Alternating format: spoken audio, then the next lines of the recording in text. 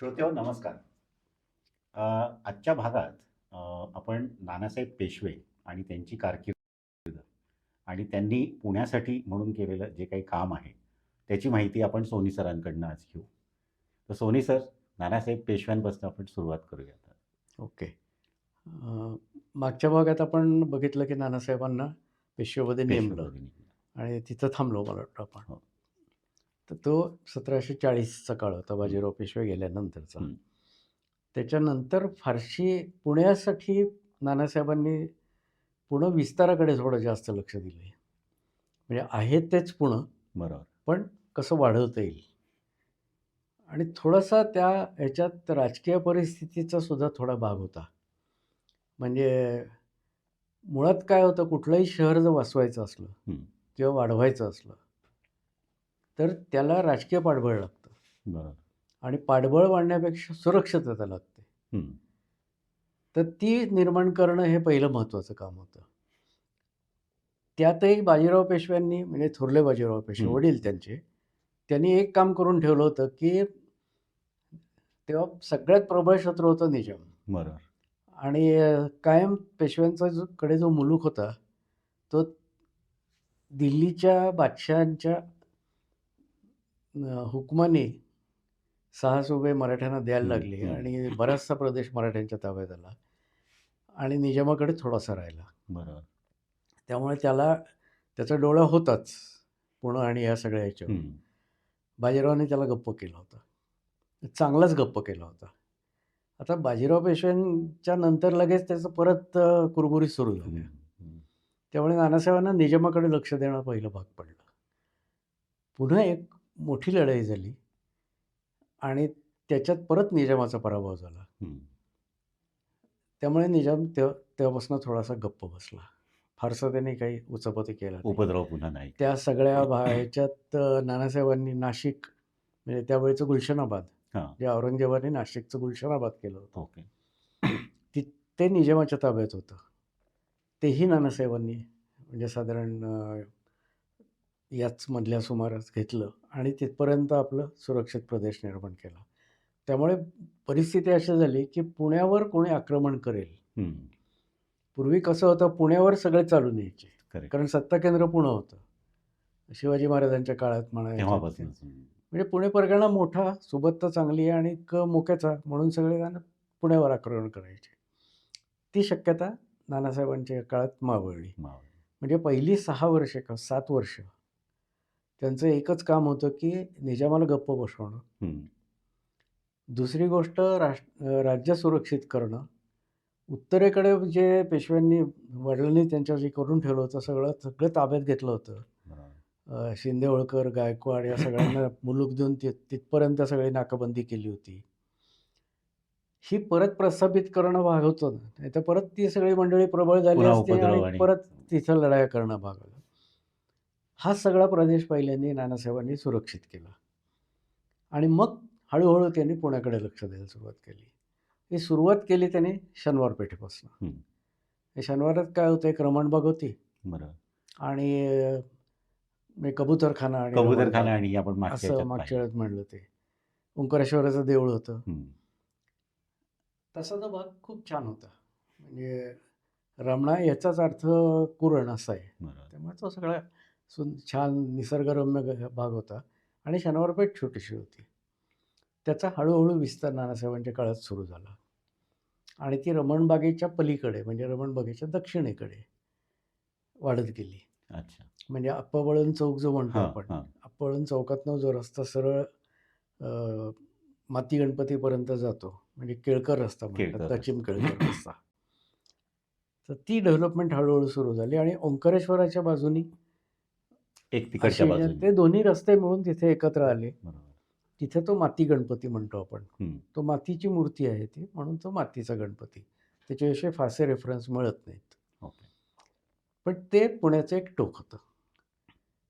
इकडच्या बाजूला शुक्रवार पेठ जी होती, तर ती तेव्हा वसलेली वसली नव्हती. नव्हती. म्हणजे बाजीराव पेशव्यांनी वसवली, पण ती वसली नाही. हं. त्याची कारणं अजूनही कोणाला कळली नाहीत. इतिहासातही काही फारसे त्याची नोंद नाही. उल्लेख नाही. तर त्या भागाकडे लक्ष द्यायला पाहिजे. म्हणून नानासाहेब पेशव्यांनी बुधवार पेठ आणि रविवार पेठ, म्हणजे तेव्हा बुधवार पेठ कुठपर्यंत होती, भांग्या मारुतीपर्यंत होती. अच्छा. 40 साली, हं, 1740 साली. तिथनं नानासाहेबांनी ती पुढं वाढवायला सुरुवात केली. आणि तिथपासून म्हणजे आता जे आपण म्हणतो की जोगेश्वरी, हं. याच्यात एक कायम आपण लक्षात ठेवलं पाहिजे की आंबीलोढा हा तेव्हा पुण्यातनं वाहत वाहत होता, होता. पुण्याच्या बाहेरनं म्हणजे पश्चिमेकडनं, आणि त्याच्या पलीकडे काही वस्ती वस्ती नव्हती. नव्हती, फक्त शनिवार पेठ होती. तो कायम अडसर डोळ्यासमोर ठेवला पाहिजे. त्यामुळे तो धरून डावीकडचं म्हणजे पूर्वेचं जे पुणं होतं ते जास्त विकसित ते झालं. विकसित करायला नानासाहेबांनी सुरुवात केली. आणि त्याला एक नैसर्गिक एक संरक्षण असं होतं की एका बाजूने आंबीलोढा, हं. एका बाजूने नागझरी. नागझरी या दोन्हीच्या मध्ये ते हां, आणि कसब्यावरनं ती सबंध पट्टी पुढं वाढत वाढत जायची. ते विस्तार करायला ती जागा योग्य होती. म्हणून नानासाहेबांनी बुधवार पेठ कुठपर्यंत आणून ठेवली, तर आत्ताचा दगडूशेठ गणपती जे आहेत ते म्हणजे तिथपर्यंत, म्हणजे तेव्हा तिथे कोतवाल चावडी हं, होती. हं. पण ती नंतर बांधली माधवरावांच्या काळात. पण त्याच्यानंतर खाजगीवाल्यांची मोठी बाग होती, बाग. मंडई आहे आता हं. तिथे. आणि तिथनं तो रस्ता वळून पुढे जात होता. त्याच्याच पूर्वेला जो रविवार पेठेचा रस्ता होता, तो पासोड्या मारुती आहे जो, हं. विठोबा वेगळा, मारुती, बरं. ती त्यावेळी बुधवार आणि रविवार पेठेची सीमा होती. सीमा. अच्छा.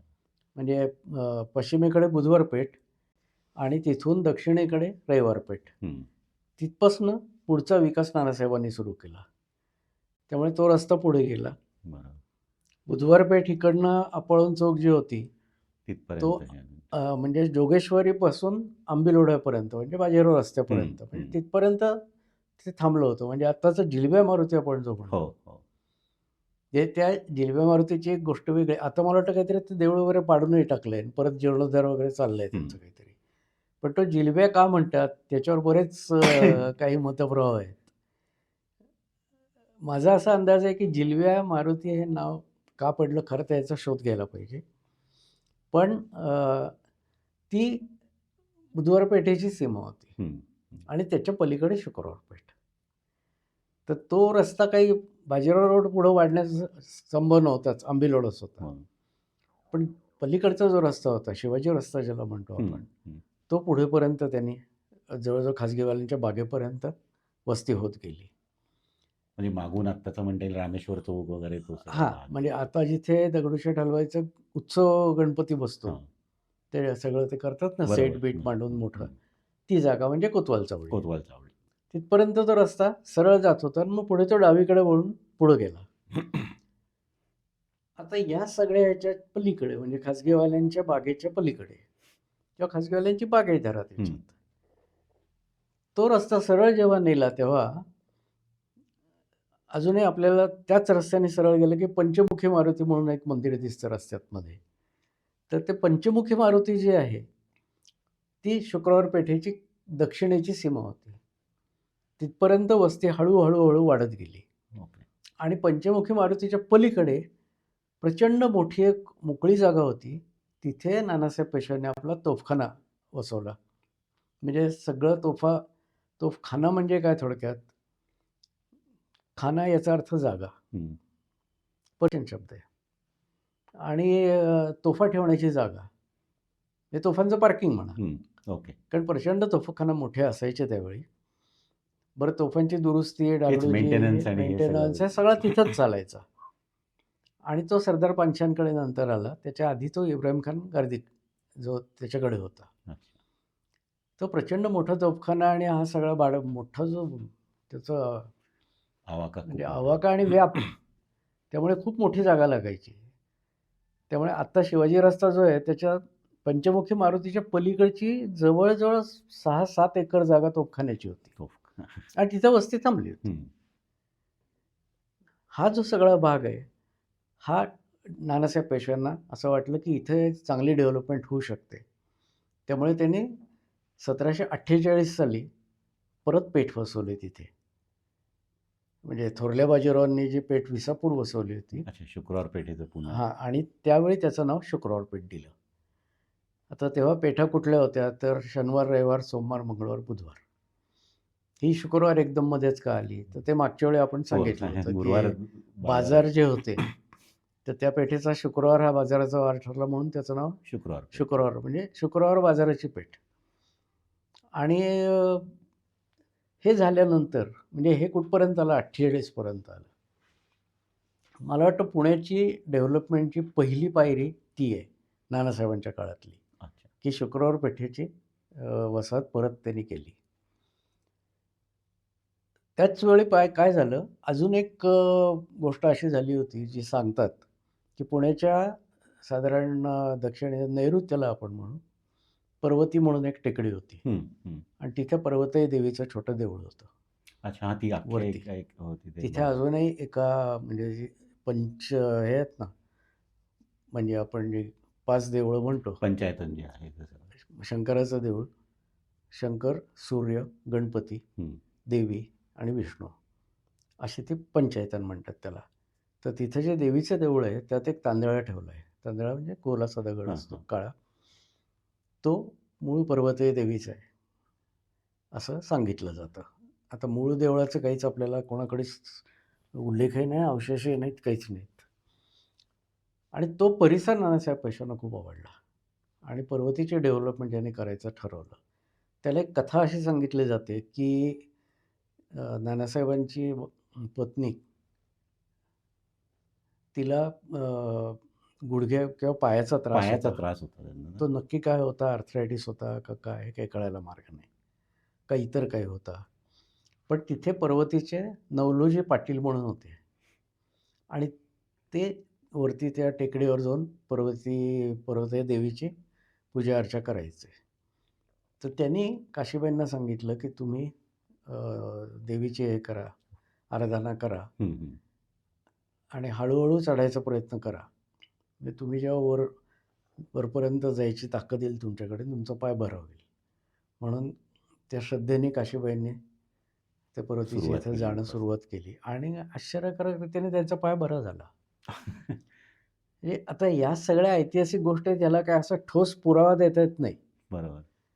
पण मग थोडा मी शोध घेतला, की ही खरीच असेल का गोष्ट? तर त्यातला एक तथ्यांश मला सापडला, की तिथे पर्वतीला खरंच नवलोजी म्हणून पाटील होते, असं एका हां. मजारात लिहिलेलं आहे अच्छा. आणि त्यात त्यांचं नाव आहे, बरं. की पर्वतीचे पाटील म्हणून नवलोजी.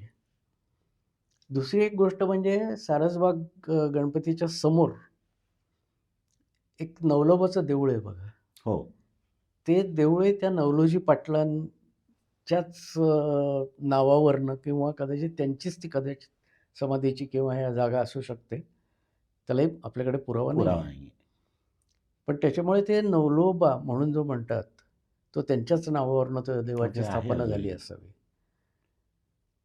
त्यामुळे 49 पर्यंत आपण आलो. हं. आता या सगळ्या काळात असं म्हणू की एकदम 10 वर्षाचा गॅप गेली. बरोबर. पहिली डेव्हलपमेंट जी झाली ती थोडीशी जास्त फास्ट झाली हं. आणि पुढची त्या मानाने कमी झाली. तर ती का कमी झाली? तर ही कमी झाली नव्हती.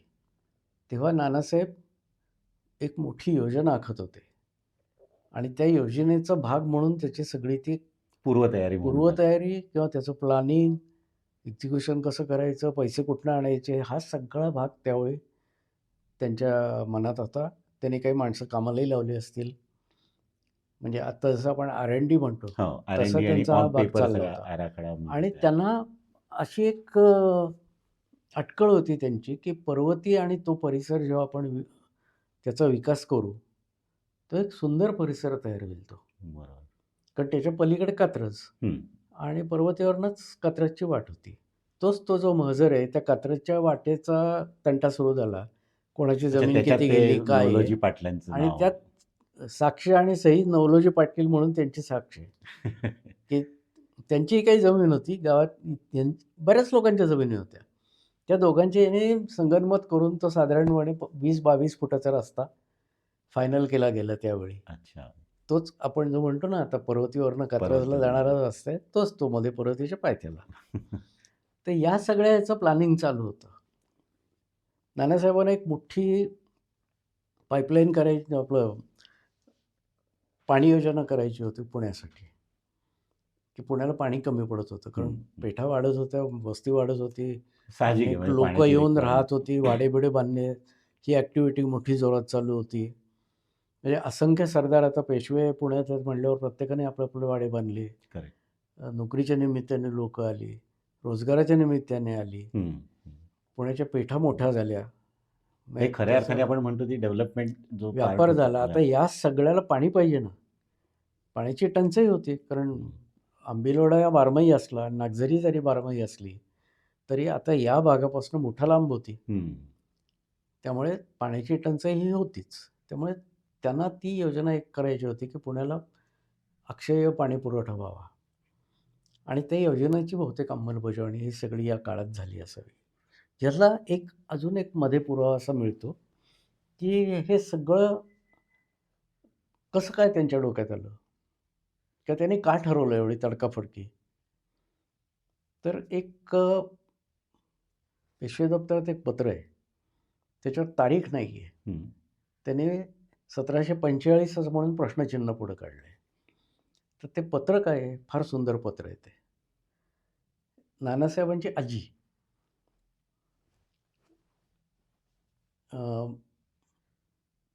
म्हणजे राधाबाई, बाजीराव पेशव्यांची आई, त्या पुण्यात असायच्या आणि त्या खूप कर्तृत्ववान बाई होत्या.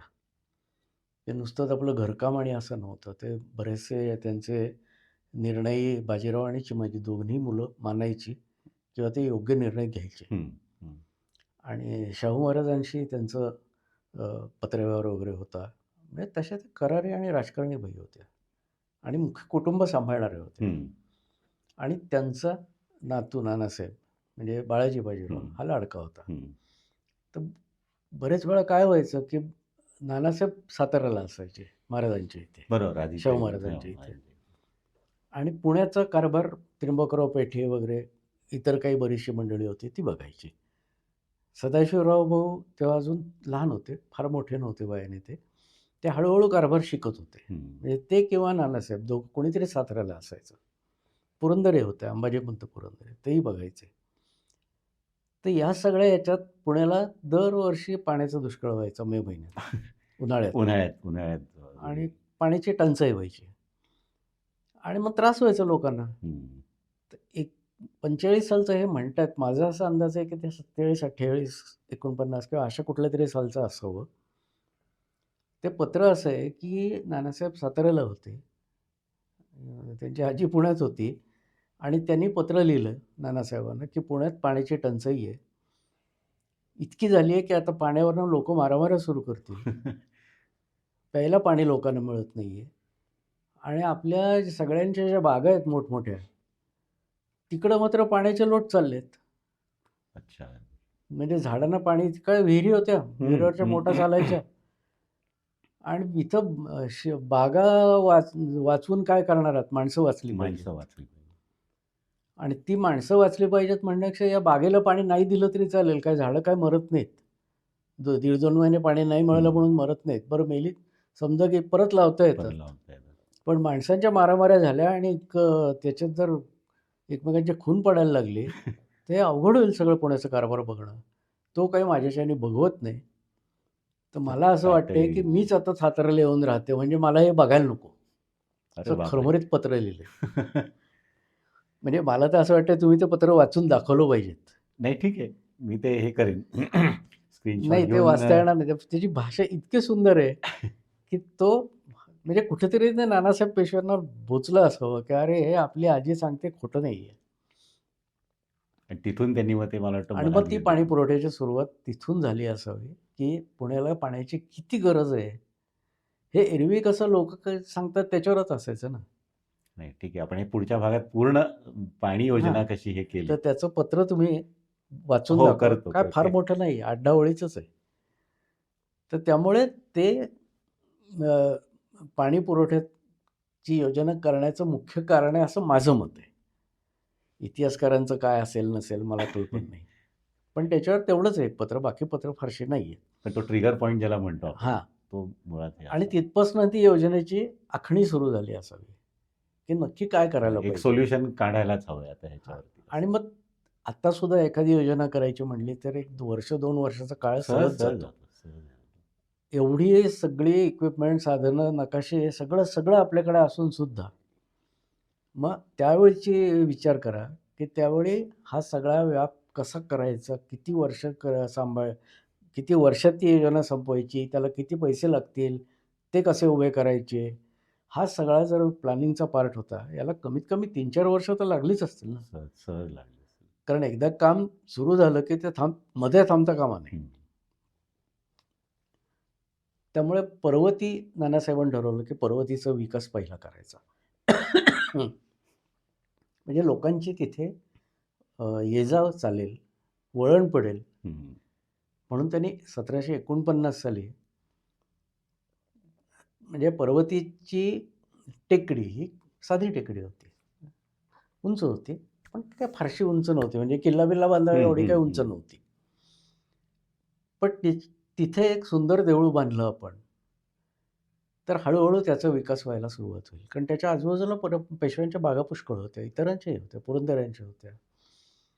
म्हणून त्याने 1749ला पर्वती संस्थानची स्थापना केली. म्हणजे एक काहीतरी जसं आपण म्हणतो ना, एखादी कंपनी काढली, बरोबर आहे. तसं संस्थान म्हणजे ते एक स्वायत्त बॉडी. ज्याच्या अंडरमध्ये सगळं त्याची काम करता देखरेख, येईल. काम हे ते सगळं. आणि मग त्याने शिवपंचायतन बांधायला तिथं सुरुवात केली. तर देवदेवेश्वर असं नाव हो, ठेवलं त्याला. अजूनही तेच आहे मला वाटतं. हो, देवदेवेश्वर तेच. प्रतिष्ठान. तर देवदेवेश्वर म्हणजे देवांचा ईश्वर. आणि तिथे मग मध्यभागी महादेवाचं देऊळ आणि पंचायतनाची म्हणजे वैशिष्ट्य असं आहे, की 5 देव आहेत. महादेव किंवा शंकर, विष्णू, हं. नंतर देवी, सूर्य आणि गणपती असे 5 देव. ही प्रत्येक पंचायतनात जो मुख्य देव असतो म्हणजे देवी पंचायतन, तर ते देऊळ मध्यभागी. हं. इतर सूर्याचं सगळे देऊळ जे असायचं ते आग्नेयेलाच असायचं कुठल्याही पंचायतनात. कारण आग्नेय ही सूर्याची बाजू. सूर्याची दिशा असं. त्यामुळे सूर्याचं मंदिर आग्नेयेला. मग त्याच्यामागे विष्णू, मग इकडे देवी आणि इकडे गणपती. असे ते पंचायतनाचे. हां. गणेश पंचायतनही आहे, सांगलीला आहे, तासगावला आहे. त्यात गणपतीमध्ये सूर्याचं देऊळ मात्र आग्नेयेला आग्नेयेला. आणि इतर 3 देऊळ तिन्ही बाजूनी. तिन्ही बाजूने. तर त्या पंचायतनाची सुरुवात केली आणि संबंध त्या पंचायतनाचा म्हणजे जो परिसर होता त्याला एक सुंदर अष्टकोनी तळ बनला. हं. तर अजूनही तो खूप छान हो, दिसतो. हो. नंतर पुढच्या ह्याच्यात पर्वतीच्या मागेही देवळं झाली. विष्णूचं देऊळ झालं, कार्तिकेयाचं कार्तिक देऊळ झालं. स्वामींचं देऊळ. पण ही सुरुवात नानासाहेबांनी केली. त्याला त्याची जायची वाट, तो रस्ता जो होता तो असा चढूनच जायला लागायचा ना. हं. ती वाटही जरा नीट केली त्यांनी. तेव्हा लोकांचं हळूहळू वळण पडेल अशी त्यांची जी अटकळ होती, ती खरी ठरली त्याने. हं. आता ते देऊळ झाल्यानंतर परिसर मग आता सुशोभित करायलाच पाहिजे. हं. तर तिथे बागा होत्याच लोकांच्या, त्यामुळे तो सुंदर होताच. त्यामुळे 49 साली ते झालं आणि त्या काळी तो 50 साली फारच रमणीय दिसत असेल परिसर. म्हणजे अप्रतिम आजही दिसत असणार. म्हणजे त्याचे जे जुने काही ब्लॅक अँड व्हाईट फोटो आहेत, ते सुद्धा 100 वर्षानंतरचे किंवा 150 वर्षानंतरचे, पण हं. तेव्हाही तो खूप सुंदर दिसतो. हं, हं. हा नानासाहेबांच्या कारकिर्दीचा पहिला टप्पा म्हणू आपण. म्हणजे त्याला आपण उत्कर्ष काळ म्हणू. ओके. सुरुवात झाली पुण्याच्या उत्कर्षाला आणि उत्कर्ष काळात त्यांनी फाउंडेशन तयार करून ठेवलं त्याचे. आखणी तयार केली आखणी तयार. आणि मग 1750 नंतर हा तो दुसरा कालखंड दुसरा आपण. कालखंड त्यांनी चालू केला. तो आपण पुढच्या भागात घेऊ. ठीक आहे. तर श्रोतेहो नमस्कार. या भागात आपण काही इंटरेस्टिंग माहिती आणि हे बघितलं. आता पुढचा जो 10 वर्षांचा साधारण काळ आहे, त्याच्यात तर अजून फार इंटरेस्टिंग गोष्टी आहेत आणि एस्पेशली ती कात्रजची नळ योजना हे मला प्रचंड आवडलेलं हे आहे. इट्स अ मार्वल असं म्हणता येईल, की त्या काळी कोणीतरी ते व्हिज्युअलाइज करायचं आणि पूर्णपणे एक्झिक्यूट करून लोकांना त्याचा वापर करता यावा. तर भेटूया पुढच्या भागात. नमस्कार. राजश्री त्र्यंबकराव यांचे कारभारी आम्हाजवळ बागेच्या मोठा चालवण्याची परवानगी मागत होते. त्यास आम्ही सांगितले की बागेत केळी, ऊस, वांगीची झाडे व मिरशेंगांची झाडे आहेत. ती वाळली तरी कार्यास येतील. वरकड झाडे आहेत ती काही महिन्यात 1.5 महिन्यात मरत नाहीत. तशाही मध्ये मरतीलच यायशी असतील त्यास नेहमी 2 पखाला लावून पाणी घालणे म्हणून आज्ञा केली. ते ऐकिले नाही आणि साताऱ्यास लिहून पावले. बहुत उत्तम केले. बाग वाचवून शहर पाणीया वाचून हैराण करावे हे तो कार्याचे नाही. सरकारच्या पथाल्या देखील पाणीयास जातात. पैसे आहे, नदीस पाणी नाही, याकरता हा बंदोबस्त आम्ही केला आहे. मोठा चालत्या केल्याने पाणीयाकरता अकांत होईल. जैसे आहे हे खरे अप्रमाण ऐसे चित्तास आले असले तरी कोणी शहाणा माणूस पहावयासी पाठवावा. पाणीयाचे पुढे कजिये होतील, मारामार होईल, हे काही आमच्याने ऐकवणार नाही. याच करता लिहिले आहे. हे चित्तास न ये तरी आम्हीच साताऱ्यास येतो. लोकांची हैराणगत पाहवणार नाही. पर्जन्य पडेल न पडेल हे काही निश्चित नाही. याच करता याप्रमाणे लिहिले आहे. राजश्री अंताजी नारायण यासी बंदोबस्त करावयास सांगितला. त्याप्रमाणे त्याही केला. हे आशीर्वाद.